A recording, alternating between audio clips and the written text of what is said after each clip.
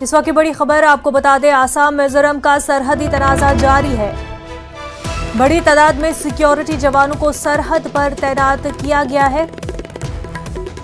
आसाम के वज़राला के खिलाफ एफआईआर दर्ज की गई है। वज़राला हेमंत बिस्वा के खिलाफ मिजोरम फोर्सेस ने एफआईआर दर्ज की है। तो आसाम मिजोरम बॉर्डर पर तनाजा अभी भी लगातार बना हुआ है। सिक्योरिटी जवानों को सरहद पर तैनात किया गया है। आसाम के वज़राला के खिलाफ एफआईआर भी दर्ज की गई है। वज़राला हेमंत बिस्वा के खिलाफ मिजोरम फोर्स ने ये एफआईआर दर्ज कराई है। काफी तनाजा बढ़ता हुआ यहाँ पर दिखाई दे रहा है। कई दिनों से लगातार ये तनाजा चलता आ रहा है। वहीं बातचीत भी हुई और सेंटर भी इस मामले का नोटिस ले रही है, लेकिन इसके बावजूद जो है ये तनाजा थमने का नाम नहीं ले रहा है। वहीं कई लोगों की जानें भी इसमें गई है। आपको बता दें, सिक्योरिटी जवानों को सरहद पर तैनात भी किया गया है।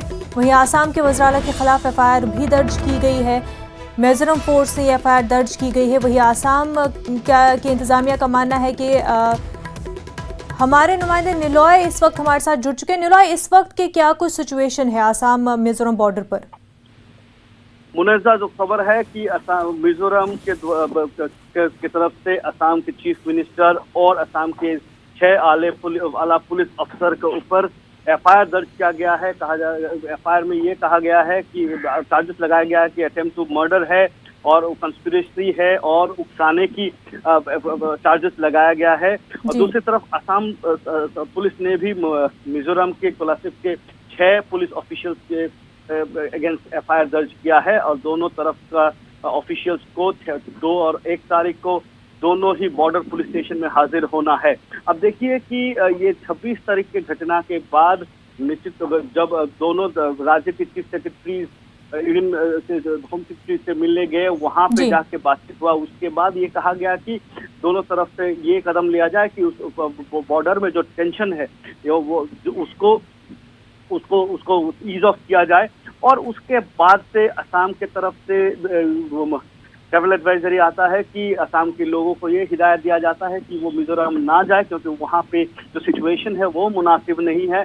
मिजोरम की तरफ से चीफ मिनिस्टर ने ये कहा गया है कि मिजोरम में रह रहे जो नॉन मिजोज है या असम के लोग हैं उनको बाइज्जत और सुरक्षित रूप से बाहर आना दिया जाए और अब उस पर कोई रोक टोक ना हो और पुलिस उसका सुरक्षा मुहैया किया जाए। तो निश्चित रूप से जो सिचुएशन है, कोई भी सरकार या कोई भी राज्य पीछे आने के लिए मंजूर नहीं है, अब तक राजी नहीं है। और हालांकि ट्विटर पे अब मिजोरम के चीफ मिनिस्टर ने यह भी कहा है कि पूर्वोत्तर के सभी राज्यों को एकजुट होकर रहना है और इस पूरे मामले को शांतिपूर्ण और बहुत सौहार्दपूर्ण तरह से निपटाया जाना चाहिए। लेकिन अगर जमीनी हकीकत देखें तो निश्चित रूप से जैसे सिलचर की नई एसपी ने कहा है कि दोनों तरफ की पुलिस फोर्सेस हालांकि आउटपोस्ट से बैकआउट कर गया है, न्यूट्रल फोर्सेस वहां पे सीआरपीएफ है वहां पर।